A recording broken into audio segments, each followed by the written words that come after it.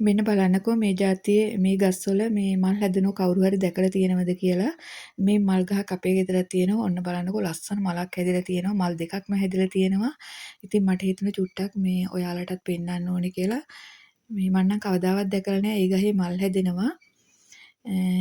ඒකත් මම වීඩියෝ කරගෙන ඇවිල්ලා අද අපේ ගේ කුස්සියේ වැඩ කරනවා අර මල්ලි ඇවිල්ලා.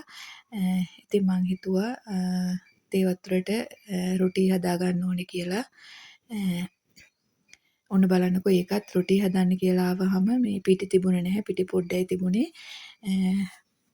පොල් ටිකක් වැඩිපුර දාලා අරගෙන යන්තම් රොටි 3කට ඒකත් සේව් කරගත්තා.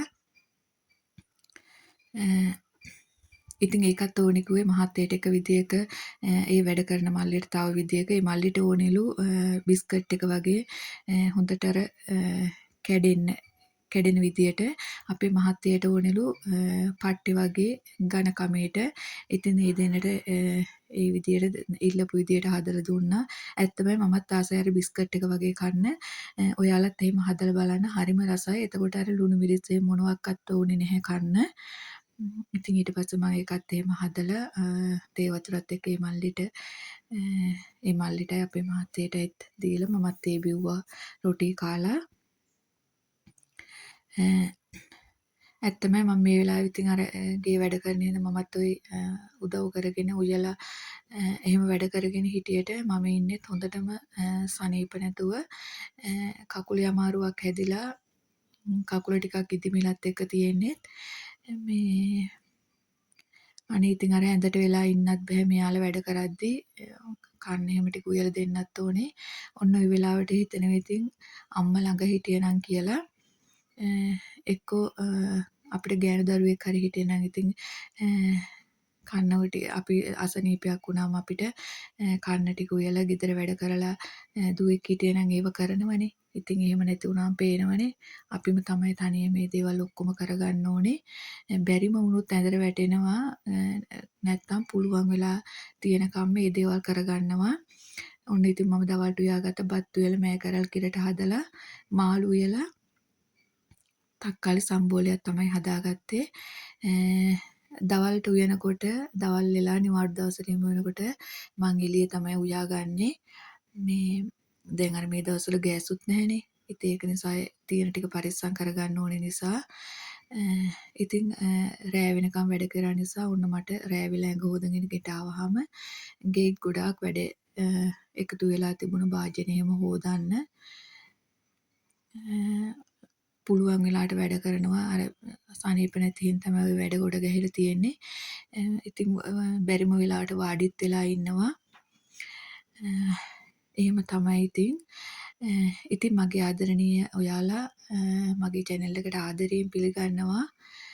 වීඩියෝ එක බලලා වීඩියෝ එක හොඳයි කියලා හිතුණා නම් මට like කරලා comment කරන්නත් අමතක කරන්න එපා. වීඩියෝ එක හොඳයි කියලා හිතුණා නම් තව කෙනෙකුට බලන්න share කරන්නත් අමතක කරන්න එපා කියලා ආදරයෙන් මතක් කරනවා.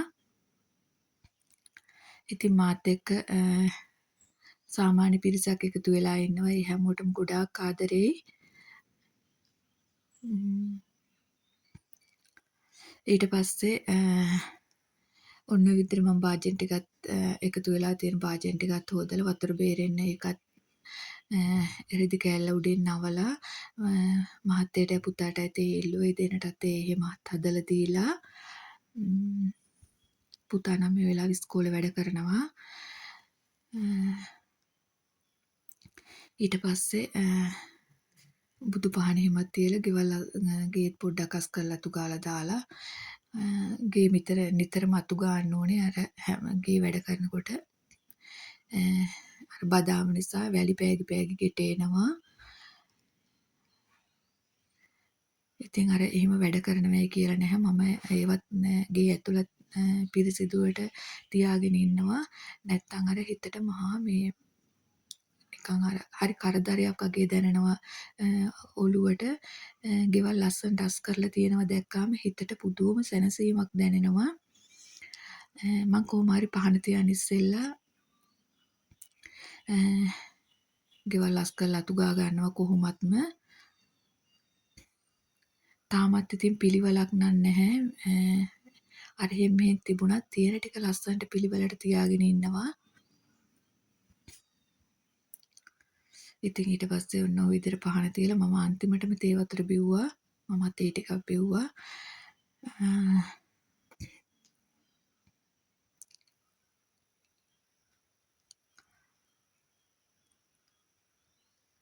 ඔය උතන පුටුවේ හාන්සි වෙලා ඉන්නේ අපේ මහත්. එයාට ඉතින් අර වැඩ කරලා මේ කොන්ද රිදෙනවා කියලා තමයි ඔය හාන්සි වෙලා ඉන්නේ. මොනව කරන්නද ඉතින් තව ටික දවසක් මේ විදිහට කොහොම හරි අර මහන්සි වෙන අවුරුද්දෙන් ඉස්සෙල්ලා මේ ඒ වැඩේ කරගෙන එළිය කුස්සියට යන්න තමයි. එයයි මේ දැන් අර ලෑස්ති වෙන්නේ ෆෝන් එකෙන් ප්‍රවෘත්ති බලන්න කියලා. හැම නිතරම එයා ප්‍රවෘත්ති බලනවා. දැන් අර රටේ තත්ත්වය ටිකක් වෙනස් වෙලානේ තියෙන්නේ. ඒක නිසා ඊට පස්සේ ඉතින් මමත් ප්‍රවෘත්ති බලන්න මමත් ඒ ටික බොන ගමන් මමත් ඇවිල්ලා එතනින් වාඩි වුණා. තේ ටික බොන ගමන් මමත් එයත් එක්ක එකතු වෙලා ප්‍රවෘත්ති බැලුවා. රටේ ලෝකෙ වෙන දේවල් ඉතින් අපිත් දැනගන්න ඕනේ මොකද වෙන්නේ කියලා. එහෙනම් ඉතින් අද වීඩියෝ එකෙන් මට යන්න වෙලාව හරි. මම ආයෙත් වීඩියෝ එකක් අරගෙන එන්නම්. එතකම් මගේ ආදරණීය ඔයාලා හැමෝටම බුදු සරණයි. හැමෝම පරිස්සමින් ඉන්න. මාව බලනවට හැමෝටම ගොඩාක් ස්තුතියි. හැමෝටම ආදරෙයි. මගේ අලුත් කුස්සිය හදාගත්තු ගමන්ම මම මේක වීඩියෝ එකක් කරන්නම්. එහෙනම් මම යනවා.